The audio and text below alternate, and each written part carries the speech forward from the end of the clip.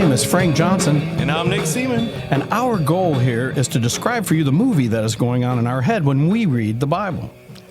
Today is Monday, and you guys know how much I hate Mondays. I hate Mondays. You tell us every Monday. I'm really hating this Monday, though. Today is August the 14th. It's episode number 156. I have to be at school today. That's amazing already. Yeah. My third year is about to start. That's amazing. More middle schoolers. I'll tell you where I'm at right now. Well, let me introduce you first. So, for those of you that are just joining us, this is Tim Goetz. I do pronounce your name correctly, right? Yes. I have a guy that's with our Hands and Feet team. His name is Jay Sewell. And I called him Jay Sewell forever. And he used to just laugh, but I thought his name was Sewell. It's Sewell. I thought it was Sewell. So. I thought that's what it was, too. So I didn't know if your name was like Goates or, maybe there's a little Spanish in there. I've heard it all. Goats, I bet you have. goatees, goat man. God's going to separate the goats from the goats. Yeah. All right, there we go. All right. Anyway, here's Tim Goetz. You can call me the goat, though. You are the associate pastor at Restoring Hope. Correct? Not the associate. Well, not the, but you have to be something. An associate, yeah. You said you have to be something. Yeah. Okay. So anyway, he has his ordination with Foursquare. He's a Foursquare pastor, and he's my former pastor. So that's how we know each other. So we'll get into all that in a minute. But what were you going to say, Tim? You said you got something. You said where you were at today. Yeah, the 14th. 14th of August. Where are you at? I'm on a plane flying to Alaska. Amen. Oh, awesome. You were telling me about that the other day. Yes. So what do you plan on doing up there? You're taking some pictures or something, right? Yeah, I'm doing a high school seniors portrait session. They're flying me out to Alaska. We need to turn his mic up just a little bit on the board there. Abe is a little bit more forceful than he is, so whatever his, I think that's his channel 1. Yeah, just turn that up just a little bit. All right, say some more. You're going to do what? So yeah, I'm taking some high school seniors portraits. They're flying me out there to do their portraits. So I'm Who are they? Excited. Because I want in on that. Her parents.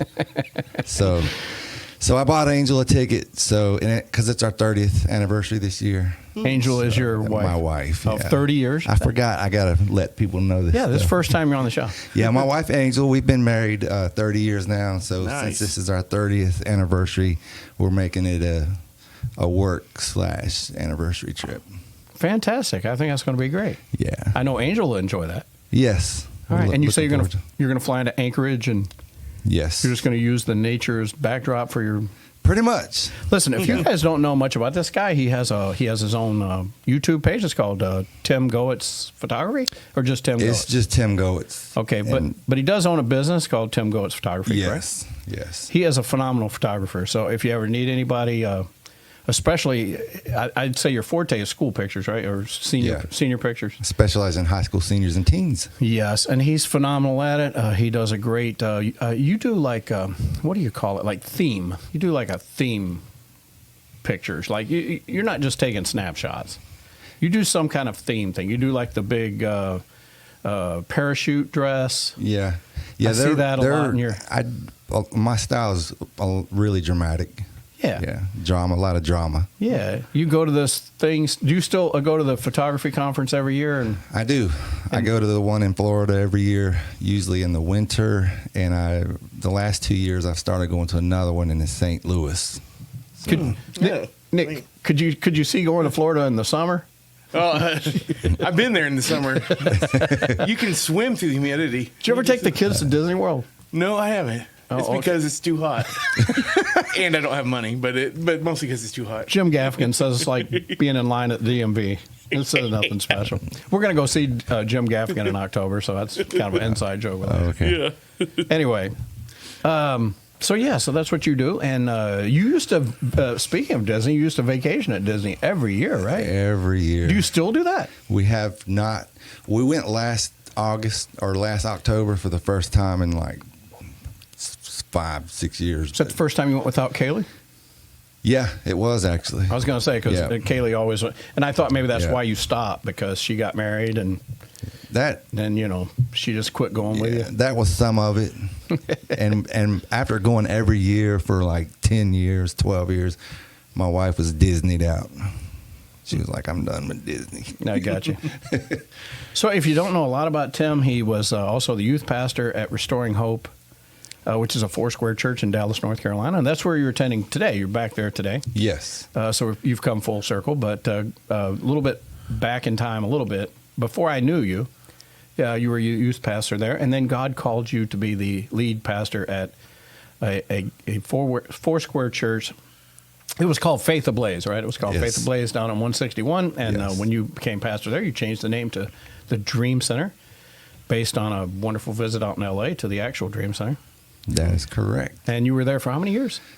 8.5. 8.5 years. Yeah, we spent 12 years in youth ministry doing that full time, and then 8.5 in senior pastoring. Yeah, so over 20 years in full-time ministry for the Lord. So you've really, that's a lot, Tim. Because I've only pastored not even almost 6 years now, and it seems like 60.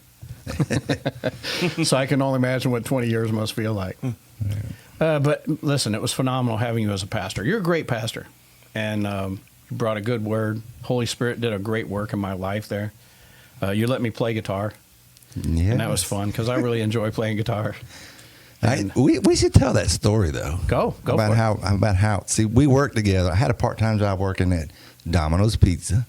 Very part-time. Yeah, very part-time. It was like what, Thursday and Friday night? Yeah, and I met Frank there, and at the time we were in desperate need of musicians. Really anything. Yeah, anything. Play the tambourine? Okay, not that. No. But we were talking one day. I think I was washing dishes or something in the back, and we were chit-chatting, and I heard... No, it was Daryl.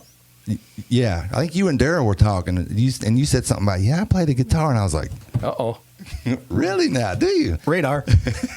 So I just casually mentioned, hey, we need a guitar player if you're interested. Didn't know if this guy was saved, didn't know if he... Didn't know anything about him. I was just like, you know what? Could have been Jimi Hendrix as far as he knows. He could have been. You wished I was. But I was just like, let's just get this guy over here. I gave him a CD. Back, we had CDs. Yeah, like two of them. And you gave me like two of them. Had like 20 songs, 10 songs on each one. Yeah, just with different songs that we do in the church. Yeah. That type of style, and gave it to him. I said, this is the kind of stuff we like to do. And I think it was like 2 weeks later, he came up to me and was like, so when are we going to practice? I got these songs. I'm ready. Yeah. He had the whole, like all of them memorized. Nice. Yeah. I was like, oh, okay. It's fun. Yeah. Those were the days, man. And then the first practice, so we had him come, and Abraham was our drummer. So me, you, and Abraham showed up at the church, and we practiced. And the first lick, me and Abraham were like, sign him up. When can you start? Listen, I did. I had a good time, but it's all of God. It's just all of God. Oh, by the way, my feed is frozen. Is that what it is? So we don't know what it is. So are we live or are we not? It's live. Or is it Memorex? Kind of live. Oh, you're still getting it? Yeah. Oh, okay, good. Oh, yeah, there it goes. All right. Anything else about those first couple of... You know what? It was great meeting you and Angel for the first time. And I've told this to our podcast listeners, but, Brandy hated it. And she was just like, yeah, I'm never going back there. I don't like it. And I was just like, oh, come on, man. That drummer is phenomenal, man. I really want to play with this drummer. You got to give it at least a shot. And I bet it took Brandy a year before she ever really warmed up and really enjoyed coming. She did eventually, though. And it's the people. I mean, the people were great, man. We just had some great members of that church. And we were talking at lunch the other day. I told you guys that listened to us live that I was having lunch with Pastor, and I did the other day. And we had a great visit at the lunch. And you were talking about this roller coaster, this up and down. So can you take me through some of that? How many times do you think that even happened at the... Well, first off, before I even got there, how many did you have when you first walked into place? Weren't there a lot of people going to church there? Probably 20. Oh, that's it? Upper 20s, 30s, something like that, yeah. Oh, okay, because I think Faith Ablaze had... Maybe there was around 30-something. Because you said that it didn't take long that you covered Jesus up and you changed the... Yeah, within a year, we ran them all off. Oh, my goodness. Now, you want to hear more of this story, you got to come back tomorrow. Ran them all off. Sort of. say that jokingly, but it's pretty much the truth. Not on purpose, though.